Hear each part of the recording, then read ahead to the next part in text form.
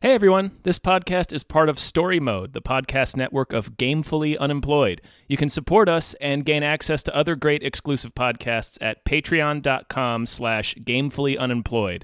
That's patreon.com/GAMEFULLY unemployed, which is spelled like it sounds.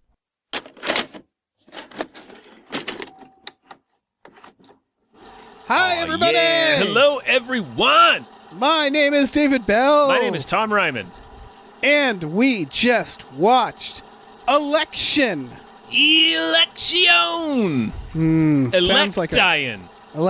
Sounds like erection, Tom. It does sound a little bit like that, like yeah. Boners? Like boners. Yeah, it does. Mm-hmm. Boners. Yeah. Paramount Pictures presents an MTV Films production. Order! Starring Matthew Broderick, Reese Witherspoon.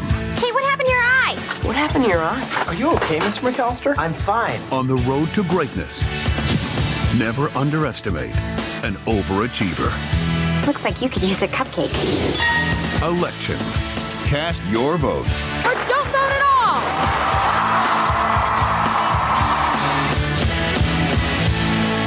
all! No, those, yeah, this was, I don't know. It's fine. The Clinton impeachment scandal was happening around this time. I think people were connecting elections and erections in their mind. That's fair. Yeah, that's fair. Oh, but also, it sounds like it. Hey, It kinda does. Hey, everybody!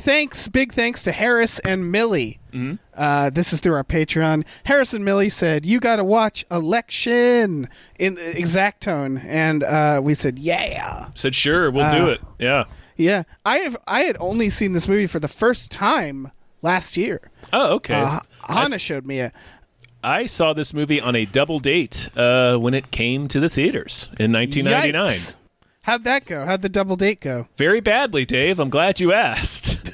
It was already going badly, and then we saw the movie. Well, that's the thing is I always forget that this is Alexander Payne. Yeah. And that was part of why the first Alexander Payne I saw was, I think, Nebraska. And then The Descendants and so on and so forth. And like, had I known that, I was like, oh, this is not the teen comedy that it wants us to think it is. Because I remember it being like, oh, it's like, oh, remember Ferris Bueller? Well, it's that. But Matthew Broderick is the teacher. And it's an MTV production. It is, and it was but the trailers did push it as a subversive teen movie. That's good. And definitely not the cynical shithouse that it is. But yeah, it's not a movie for teens. It's a teen movie for adults. Yes. Because it's about, like, remember these people and who they were. And, well, it's not just about that, but it's more, yeah. It's more about, like yeah. mocking teens. Like A little bit, yeah. The portrayal of teens. It's not, I shouldn't say it's like for example, the character Tammy. They do the thing where she keeps falling in love, which is just a very mocking teen thing, you know? Yeah. It's not a mean thing, but it's funny because we all remember being a teen and that idea. Everybody, I think, has had a teacher like Matthew Broderick is part of it too. And it's the kind of teacher that a lot of the times you only realize it when you're an adult of like, oh yeah, that guy was a real piece of shit. How do you like this movie, Tom? I don't. Actually. You don't like this movie? I liked it. I had only seen it once. I saw it the one time on the double date. Yeah, you had a bad date. I had a bad date, but I liked the movie, and that was the only time I had not seen it again since until we watched for this. And I remembered almost all of it. Like, I remembered a lot of it, but watching it again this time, I really don't like it. Wow. Because I think not even Chris Klein? I think the movie is deeply misogynistic. Really? Every female character is out to destroy a good man in this movie. Oh, I interpreted it completely different. Yeah. No, Tom, I disagree. Okay. They're not good men. That's the point. Matthew Broderick, the teacher, is not a good man. He's not, but Chris Klein is a saint. But he's the idea of Chris Klein. He's not. They're not out to destroy him. I think it's the idea of mediocre men versus ambitious women, And like Chris Klein, for example, is a pawn. He is a nice guy. He doesn't get destroyed. That's the whole point. He just fails up. He's just a very simple guy who Matthew Broderick props up because he wants someone else to challenge this young girl that bothers him. It's like Tracy Flick's character. We are meant to dislike her. I don't fully agree with that. Okay. I don't know how you can watch this movie and not see that you're supposed to dislike that character. Because I don't think anybody is really likable outside of Chris Klein, but she's definitely not likable. I mean, Matthew Broderick isn't either. She's not likable. She's a politician. Yeah. But I think a lot of this is about, because the very end of this movie is the realization that it's not her. Because he sees another young, bright girl raising her hand, and he's bothered by it. Like, this is... I think it's... The thing, and this is a lot of Alexander Payne, I don't think there's characters that we necessarily want to like. Like, I don't think she's a hero, but he's certainly not. No, he's definitely not. Yeah, but she's a certain type of person that that will get ahead and will be very pushy and will be manipulative. But Matthew Broderick's problem with her is clearly deeper than that. He hates his life. He hates where he is. And he sees her as this weird cause to it. But it's ultimately that he just sees an ambitious young woman, I think, who is going to get ahead. And who has all the answers, and it bothers him. Well, that's the whole thing, is that his inner narration is so funny because he's constantly talking about, like, no, I respect her. She's great. And, like, he's clearly not doing the things that he tells himself because he's lying to himself the whole movie. Yeah. It's everybody's internal monologue is really, except for Chris Klein. But he doesn't perfect. He doesn't like her because she got his friend fired, because his friend's a teacher who has been banging the student, and he gets fired, rightfully so. He nailed. They got perfect casting for him. I thought. They sure did. But Tracy lies. Tracy is awful. Tracy thinks she's better than everybody else. Like, it's not just that he doesn't like ambitious women. It's he doesn't like her because she's fucking terrible. She's not great. She's certainly not great. And I think... Tammy. I like Tammy. Tammy's the other character that's good. But Tammy also does the same thing where she, sabotages her brother so she can get moved to an all-girls school so she can be around girls because she's gay. Right. And then, Matthew Broderick has an affair with his friend's ex-wife that she initiates, but then... rather than meet him at the motel that they decide to go meet at, she goes and tells his wife, and then it's like, you took advantage of me, and that's like, we saw what happened, and that's not what happened. So it's like, regardless of having him be this character where we're seeing him lie to himself through his internal monologue and be kind of the scumbag, like, we see what happens when they have sex, and it's like, we saw it happen, so we know that she's lying about that, so that it's clear that she felt bad about it, so she went to his wife and told her a different version of what we saw happen. So again, it's another woman that kind of throws a grenade at him I really got a very misogynistic vibe watching it this time. That's really funny because I actually think men are the butt of the joke in this. They're all extremely... They're all losers. They're all still predatory, but they're pathetic about it. Yeah, they're pathetic. Because predators, I would say Matthew Broderick is just as bad in that. He is. Yeah. And I'm not saying he's blameless. I'm saying we see for a fact that her version of events is not true. Well, we don't see what she says to the wife. That's the thing. You're assuming that. I assumed she just got guilty and went in and confessed to her, and they basically talked it out. And yeah, he got thrown under the bus of that. Like, it's not completely fair, but he initiated it before she even thought to do it because he's helping out around the house. He clearly wants that. He does the let's get a room stuff. Yeah. So I don't think that's completely true. I think he does initiate it. And I think the idea is her husband, that all that awful stuff happened. She hasn't gotten over it. She's a single mom with a kid. Mm-hmm. She just wanted comfort. And that's probably how she felt like she was taken advantage of. Is she completely right? No, like you said, we see the scene. I don't think it's trying to demonize her. I think it's honest. I think it's hard to figure out the full message of this movie. I will say that. It's an incredibly cynical film. Yeah. I would say that. Because it ends with... It's people hitting rock bottom. It's people hitting rock bottom. And, you know, Matthew Broderick and his friend, deservedly so, they're both scumbags. I mean, obviously, Matthew Broderick didn't have sex with a teenager, so he's not a criminal, but he's still a dirtbag. He still represents, at least to me, a type of teacher, which was the cool teacher who, whenever I had, it's the cool teacher that like would get mad or would clearly have problems with the younger women more than the younger men.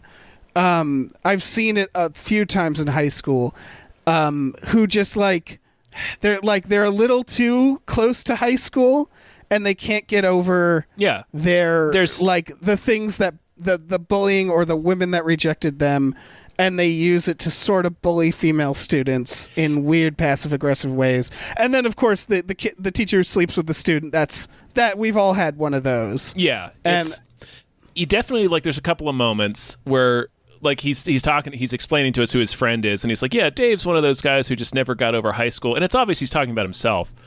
But but then he says he basically was a good guy. Yeah, and they're showing him gaslighting the student. And telling her she needs a friend. I disagree, because we see him. I disagree that Matthew Broderick's character has a problem with female students. It's specifically Tracy, because he's not like that with Tammy.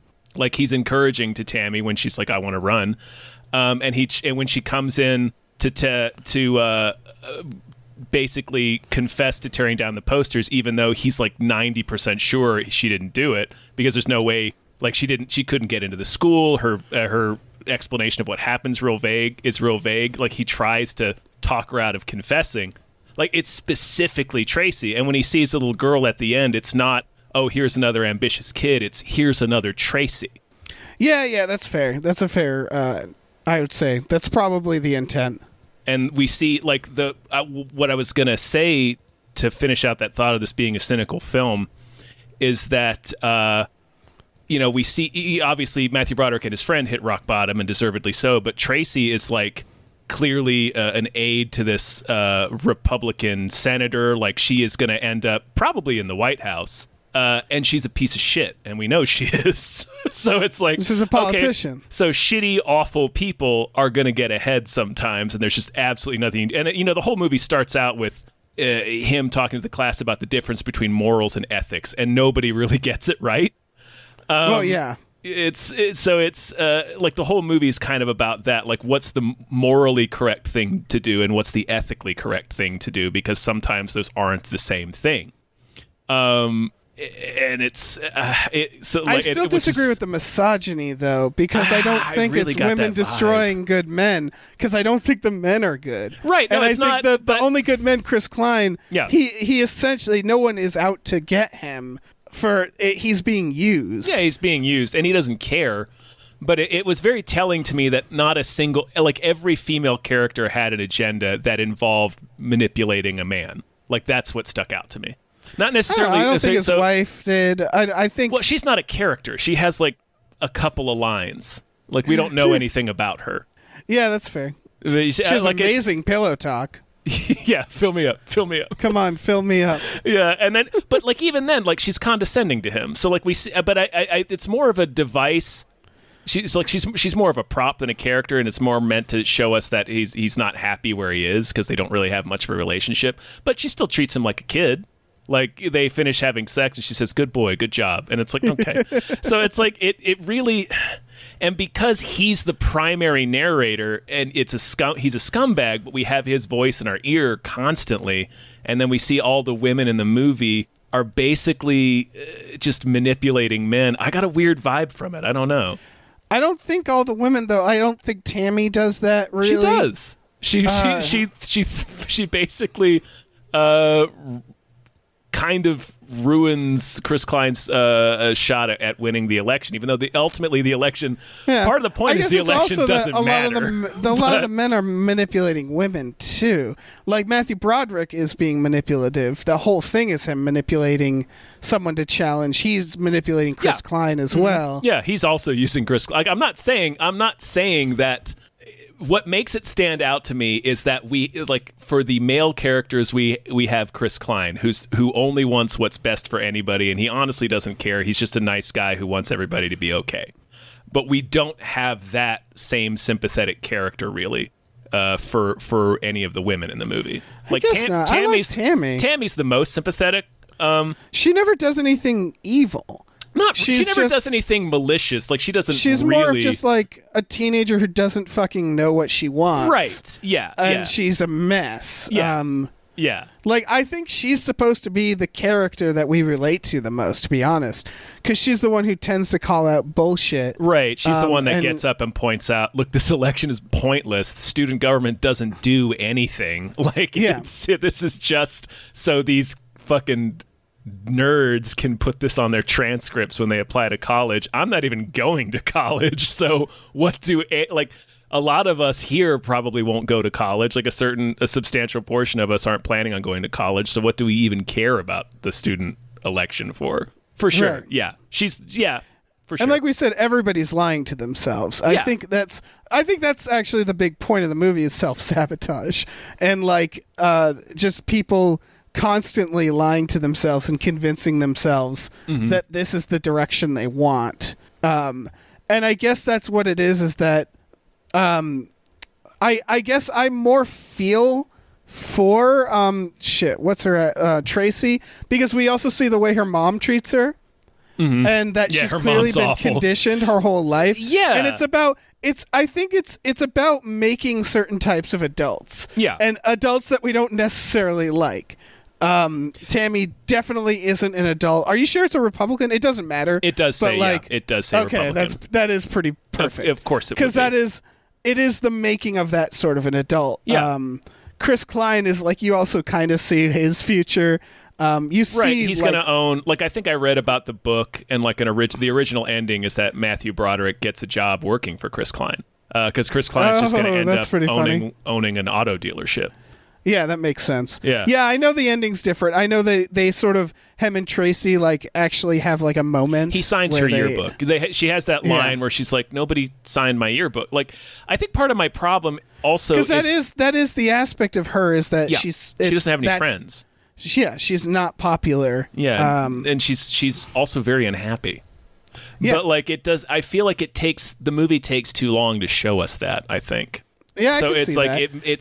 They don't give her enough moments of being. So it's like, for example, when Tammy takes the hit for the thing, and she's just awful to Tammy. Yeah. Because that's she jumps right on it. You're gonna pay me back for my poster, even though she knows she tore her own poster as well as the other ones, and she knows that Tammy knows this as well. Yeah, and she's still screaming at her, "You're gonna pay for my poster." Yeah. It's I think it's because we spend so much of the movie is narrated by Matthew Broderick. He's an unreliable narrator. Like, we see, he's lying to himself, and he's this kind of poisonous voice in our ear. It starts out where we think, oh, okay, like this guy really believes in being an educator, and as the movie goes on, you realize he's a fucking toxic asshole. Yeah. But I think it takes too long for us. So you forget that Tracy is 17, like she's a teenager, was in a wildly inappropriate relationship, was preyed upon by a teacher. And it's like the movie does everything it can to make you forget about that, I think, until really I feel like it does. It definitely doesn't address it as much. Like, they almost try to frame it as like she knew what she was doing, because at one point, and like, I don't know, like in high school, like I went to performance arts charter school, so there was a lot of that where I was going to school, and varying degrees of predatory relationships. But like anything that is the hit I would say against this is they don't really perfect. Like they don't stress the fact that she's a kid and that he's absolutely preying on her and she doesn't know what she's doing. No. And they kind of act like she does. It takes us too long to meet her mom, I think, because we don't see her mom until the last 10 minutes. Her mom puts her into a lot of context, and I think that was actually on purpose. I'm sure it was on purpose, but I think it was a mistake. Yeah. The teacher's seduction scene, by the way, him listening to 3 Times a Lady. Yeah. God. In his shitty family living room while she drinks a diet mug root beer.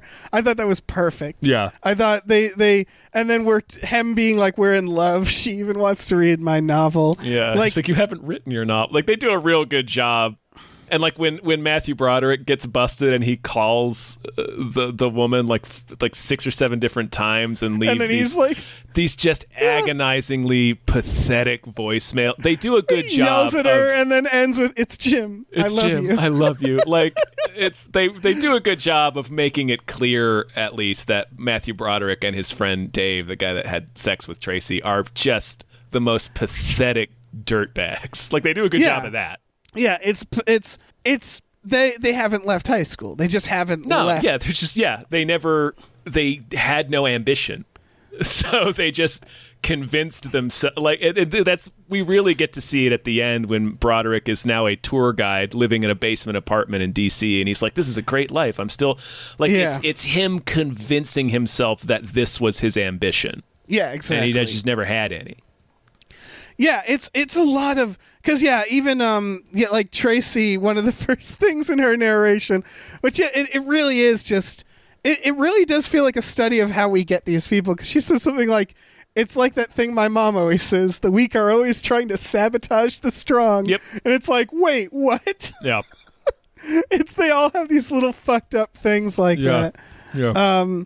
I love the lying to them. So I love the narration in this. Mm-hmm. It's really, it's well done in that respect. It's, I don't know. I like I said, I really got a weird vibe from the movie watching it this time. I get where the misogyny could come from, and it's written and directed by men. The book, the screenplay.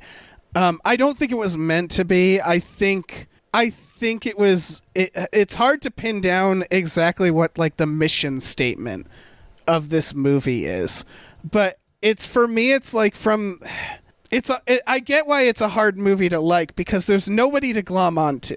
It's almost like a joke. Like there's no protagonist that you're like, I feel for that person.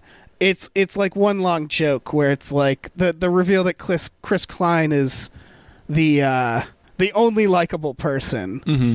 Is, well, again, I still think Tammy. I think Tammy is the person that I glommed onto as like. I think Chris Klein. Yeah, Tammy's. I think you can glom onto Tammy. I think Chris Klein's the only character that doesn't harm anyone.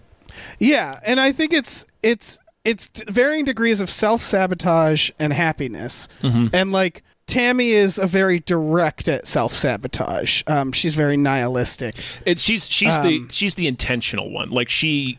Yeah, Chris Klein is almost the opposite of that. He's the like chaotic good. Is he? Like he's a dog. He's just a golden retriever. He just wants everybody to be happy. By the way, Chris Klein got discovered for this movie. It was filmed in Omaha, and he found him there, and it was like, this is his first thing, I believe. Yeah.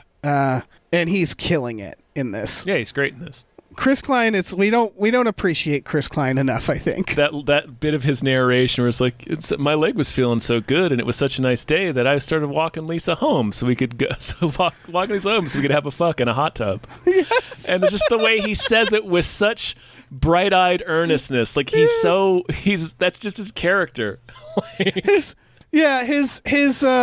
and then his praying to God for what I am told is a very large penis. Yeah. But he's like the only one who legitimately doesn't care if he wins. Like, and Tracy wins because he felt it was wrong to vote for himself, so he votes for Tracy, and Tracy wins by a single vote. Like they're mixing a lot of things together. Ambition, because he's basically ambitionless. He is just happy with the cards that are dealt with him. I love at the end where he's thinking about what would have happened if he got elected, and he says, I might not have gone to Yosemite with Greg and Travis, or maybe I'd be dead. Right. He's it's not only that he doesn't have ambition, like he doesn't have any imagination. Like he can't even conceive. He is. So it's like these two extremes of like, maybe I wouldn't have gone to this school, or maybe I'd be dead. Yeah, he is the happiest person alive. Yeah. He is Buddha. He is Siddhartha reincarnated. He really and I is, think that's the idea, is like he's just that it was a good subversion of like high school jock, and he has life figured out. Like he's the only person who has figured out what life is. Yeah. And he is a teen jock for some reason. Yep.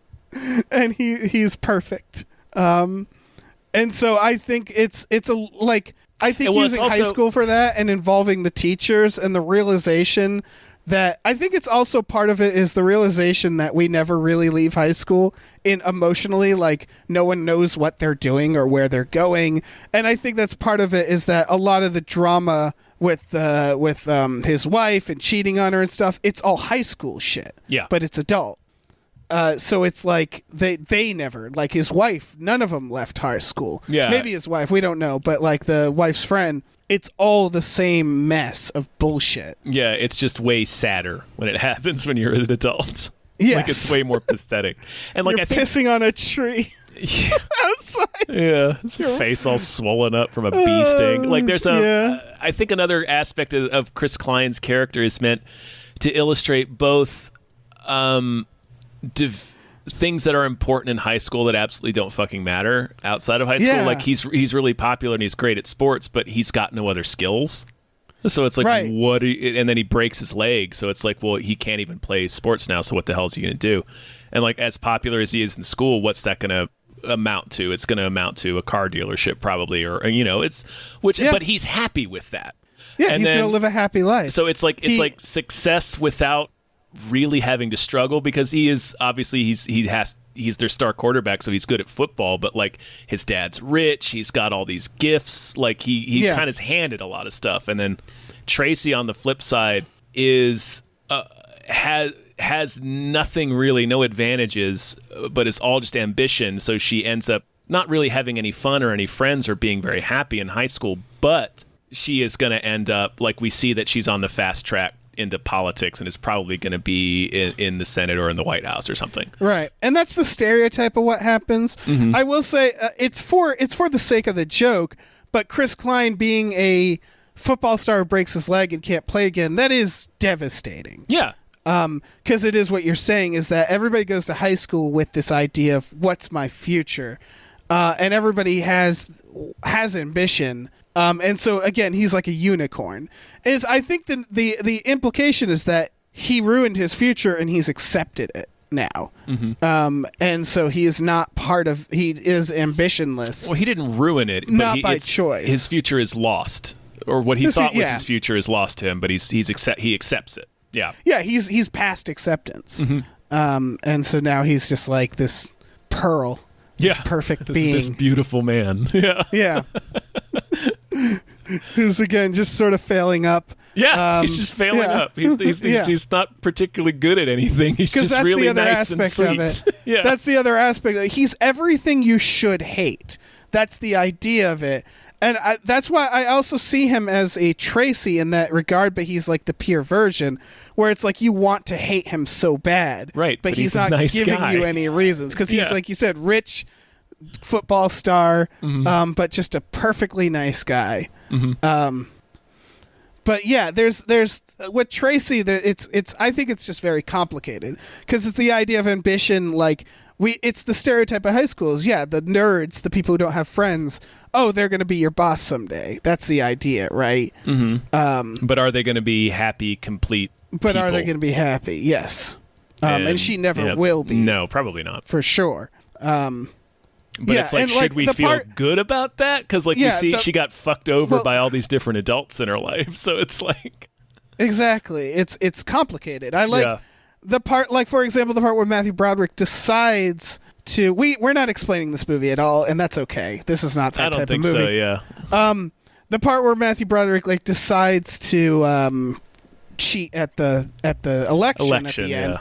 He says, and I thought about what her future will be. And he's not wrong.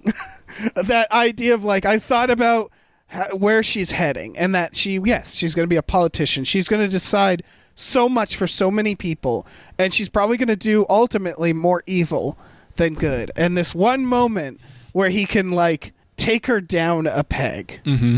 And an inconsequential thing. It does not. It's like student government elections do not matter. But what I think is why it's beyond that, and why I think about the misogyny aspect and the fact that he like has this problem. It's the position they put him. It's the scene where he's having sex with his wife and her face starts switching to Reese Witherspoon, and it's like, Jesus Christ. Like, it clearly goes beyond that with him. It's not just that. He hates her. He hates her specifically. Yeah.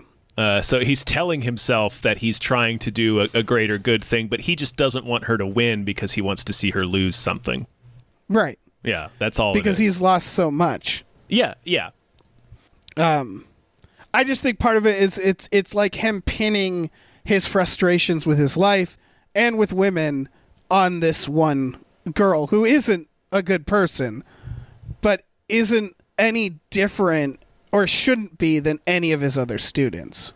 Right. And him just focusing and having this problem, and the fact that he clearly doesn't know what he wants. He feels like the narration she has about teachers or about him, about feeling bad for him. That's the part that's like, this is not every teacher, obviously, but she frames him as like, imagine having to do the same thing over and over, watching your students continue on without you and move on. Like, that is, she's not wrong about him specifically. About him specifically, yeah, no. like, he hates it. And the thing with Dave, the shitty teacher who slept with her, talking about his novel. Yeah. Like, it's that idea of like, these people, they wanted more for themselves, which is funny because being a teacher is a huge deal. It's an extremely important job. Right. That doesn't pay anywhere near the amount it should. That's besides the point. Yeah.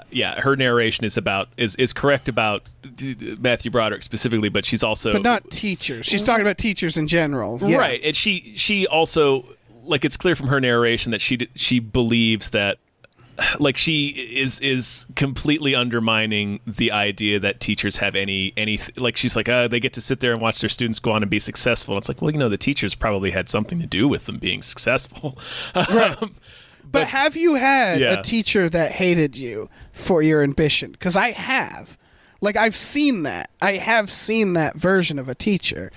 A teacher that's like, doesn't like students, and doesn't like the things you're supposed to like in a student. I mean, I think that's where I came from with him, where it's like, we all kind of know these types of teachers that are like, they don't like teaching. They fell into it for whatever reason. Like, and that's any job. But for a teacher, it's really harmful to have a teacher that just simply doesn't like it. And I don't think Matthew Broderick does. He just tells himself he does. It's hard. It's honestly hard to say because we do see that he has good relationships with a lot of his students, and he does really genuinely seem to enjoy parts of it. It's only toward the end where he's got the bee sting and he's gotten kicked out of his house, and he thinks Tracy is going to win, that he starts snapping at his students. Yeah, starts shitty to every student at that point. Yeah. Because I do think there's this element of it where it's like she's not the problem. It's a lot of other things that's the problem. Is she great? No, not at all. Yeah, but I think the dynamic there is supposed to be Matthew Broderick. She doesn't deserve what he's doing to her. He can't get past high school. He can't get past what she represents, and it all starts with. Because it all starts with that in the friend, where like, what's in the back of his head the whole time is that his buddy Dave was a victim, right? Like, that's the thing, that's the truth that he can't say, is that he feels like his buddy Dave was the victim of her, when it's like, absolutely not. She's 17. Yeah, but he clearly can't get that past his brain, and like. It's the thing. It's, he was basically a good guy. Look what she did to him. She ruined him. And it's like, no, she absolutely didn't. He ruined himself. Yeah. And I think that's part of the idea here too, is like, he can deflect it to everybody else And it's like, no, you did this all to yourself. Yeah, but I think the movie muddles that message, which is part of the reason why I was having problems, I think, this time. Well, I think that's indicative of, that's Alexander Payne. He loves gray area, you know? Right. Like, so like with Matthew Broderick, ultimately he loses his job and has to resign in disgrace because he throws away 2 of the votes. That gets found out because he's emptying out the fridge, and as he's emptying out the fridge, he drops a Chinese food container on the ground, and a janitor glares at him. So the janitor busts him later. It's very Seinfeld. So the janitor goes through his trash to find the 2 ballots that he crumpled up and threw away in an election, a student government election that doesn't matter.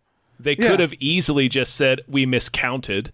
Here's your actual school president. Like, he didn't have to lose his job over that. And then they go through the things like just to finish this thought. They go through how, like, he's like, and just like that, all the good things that I did got erased. And, we had been introduced to him as he wins Teacher of the Year 3 times, which never happened at that school. He's involved in all these activities.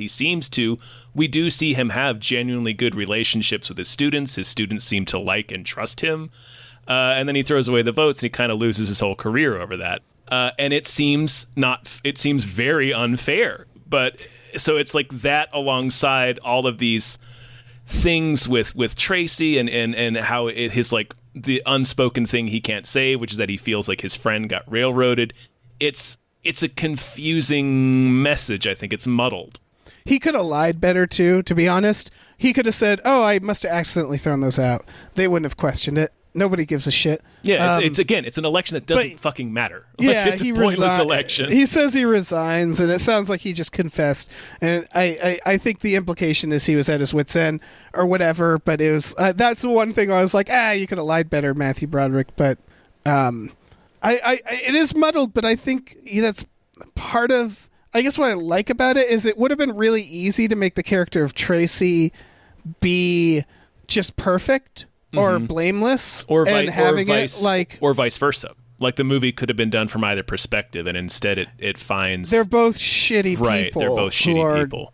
Yeah, who had genuine injustices done to them. Yeah, it's a one-sided battle for sure, though, because I don't think she's trying to get him. She's trying to get ahead, and she sees him as an obstacle. As she said, the weak are trying to sabotage the strong. Yeah.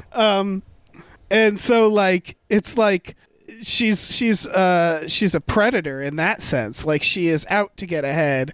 She is ambitious, but she's lonely. But at no point I don't think she's like Roadrunner. Like, she's doing her thing, and he's constantly trying to sabotage her, and it's blowing up in his face. And that obsession is again one-sided.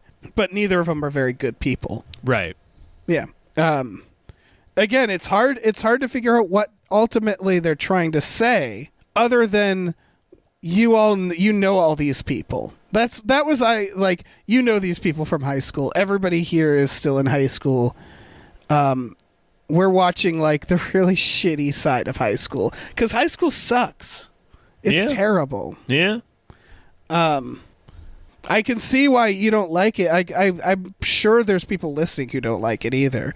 It's interesting that you liked it the first time. I had never seen it, and the first time I watched it, I quite liked it. I was way more nihilistic at the time too, so I think I really appreciated how cynical this movie is, and how it ultimately doesn't. It's just kind of like a slice of life, or like a character study on a couple of different kinds of people. It doesn't feel like it's saying a lot of things, but it doesn't really have a central message. It's just like, yeah, sometimes this and this and this are true. I think the message is just the lies we tell ourselves to get by and to move forward. It's part of it, but it's not all of it. It's part of it. You're right. Yeah. Because Matthew Broderick at the end, he does have an arc, which is that at the last second, he stops lying to himself for a moment. That's the funniest part of the movie. It's that ending narration where he's like, and then I realized I'm not mad at her anymore. And then as he goes through it, as he's rationalizing to himself, you hear in his voice he's getting angrier. And then it ends with, who the fuck does she think she is? And he throws his orange Julius at the back of the limo she's in. And he has to run. And then he has to run away. And very pointedly, he's running towards the White House. Like the White House Yeah. is framed in the middle of that shot. Like that, we are meant to connect. Like that's where Tracy's going to go. So we are not supposed to feel good about that. No, I think it's about. That's the other aspect of it is like. I think it's connecting the people you all knew in high school and where they go in adults and how certain adults are made. And part of it is the adults failing them and the cycle that is created. Yeah. And that's why we see her mom. The mom scene is basically when she thinks she lost the election. The mom goes to console her.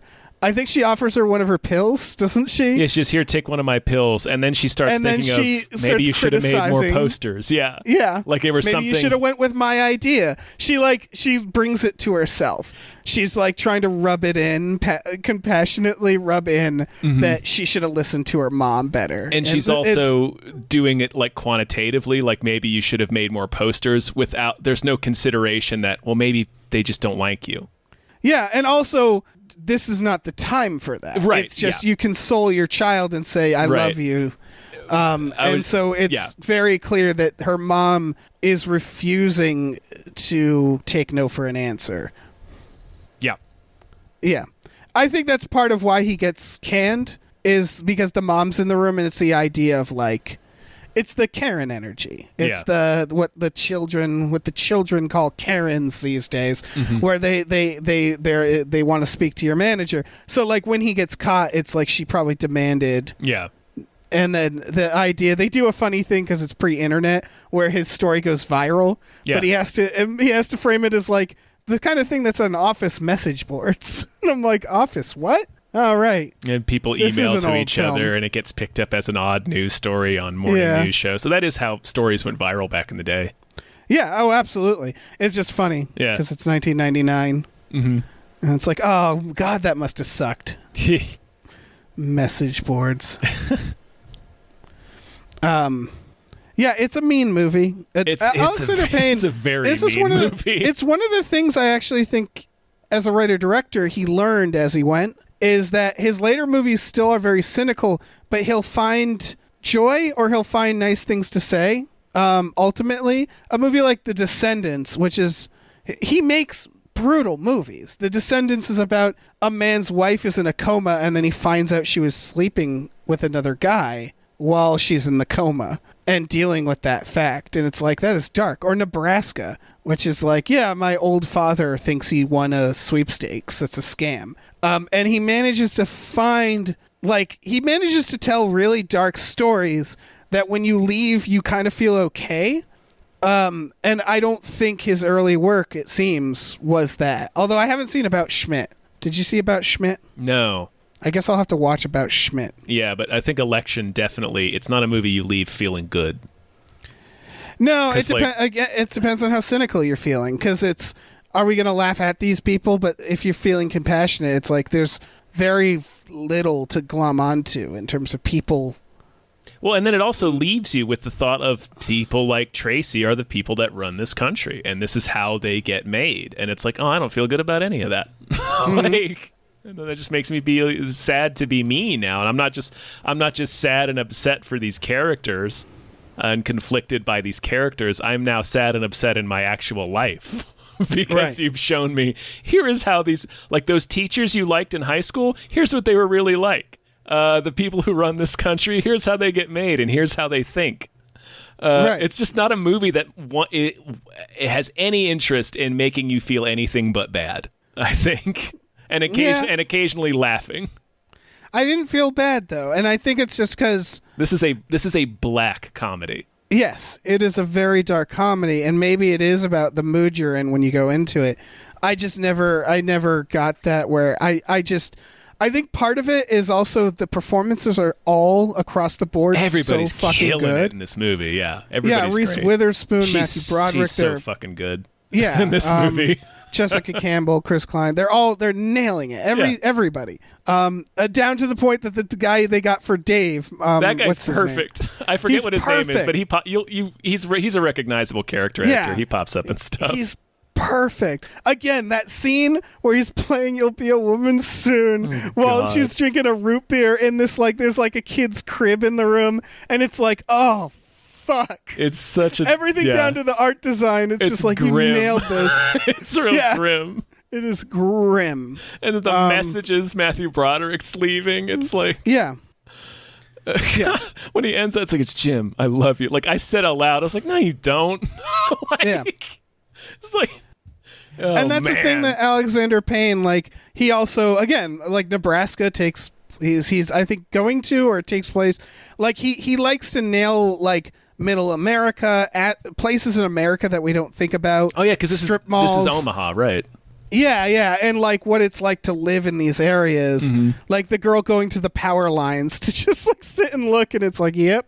Like even when he did the movie Descendants is in Hawaii, he specifically went after like the shitty parts of Hawaii because it's something he's weirdly obsessed with. I think. Well, it's deconstructing. Like I think this is deconstructing high school. It's showing you, here's what those teachers were really like. Here's what the popular kids were really like. It's the ugly stuff. It's the ugly stuff. Yeah. Yeah. I don't know. There's something interesting about that. It's definitely an interesting. It's and maybe the next time I watch Election, I'll feel differently about it. It's just, I think, I don't know. It felt. It's a cruel movie. It's a cruel movie, and it's not. It completely makes sense what you're saying. Yeah. And the misogyny aspect is definitely, I don't know, something that I want to watch this again and keep an eye out for. Yeah, just like think about that with that in mind. I thought he was mocking the men too because they're all pathetic and they're predatory at the same time. He is. I'm just saying it felt uneven. Okay. Because of Chris Klein. I can see that. Yeah. Because we don't really have that's the most. I don't know. I don't know.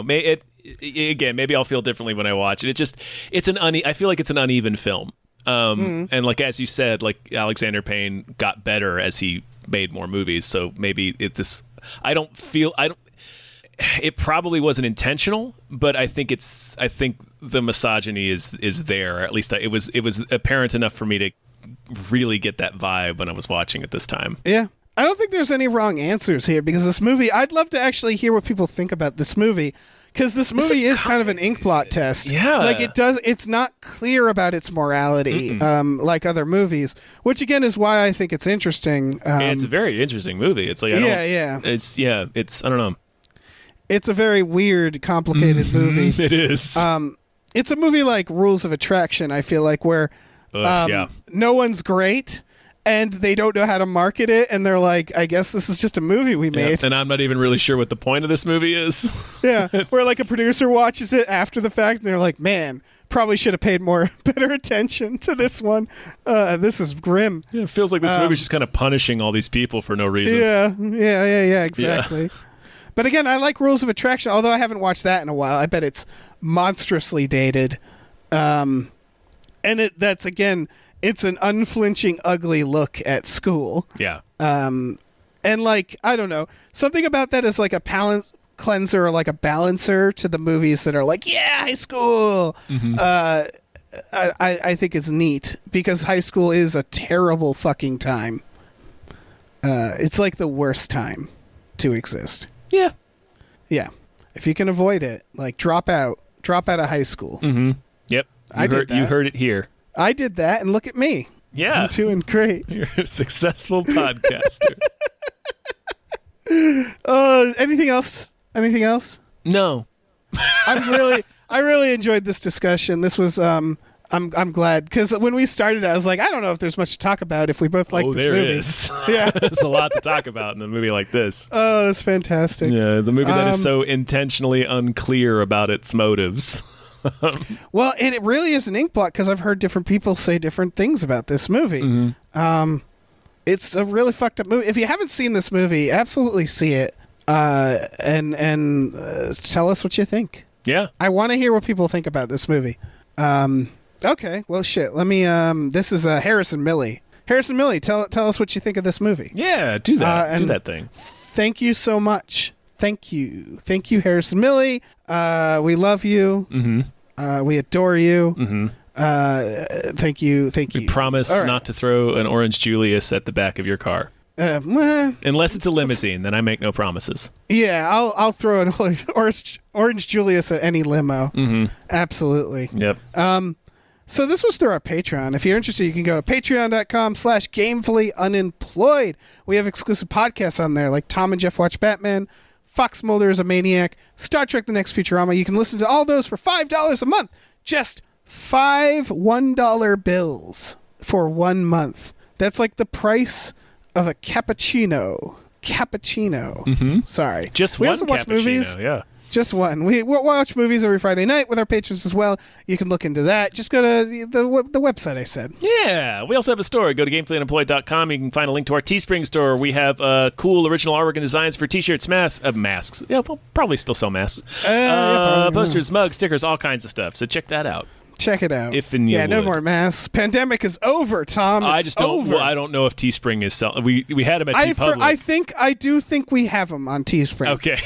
Yeah. That'd be good to know. Teespring has more options that I haven't explored. I really need to sit down and do some stuff. Yeah. Do some stuff on there. But yeah, we like if there's something that's not in a they have 6 types of t-shirts. If there's something that you're I want this in a bandana form, I could probably make that happen. I don't know. Ah, sweet bandana. That'd be dope. Yeah. Oh God, yeah. Just the pegging one as a bandana. Mm-hmm. So you're going out with all your bikers wearing that bandana. Yeah, so you tie your bandana around your head. Everybody know what you're about. Yeah. You're about pegging. About that pegging life.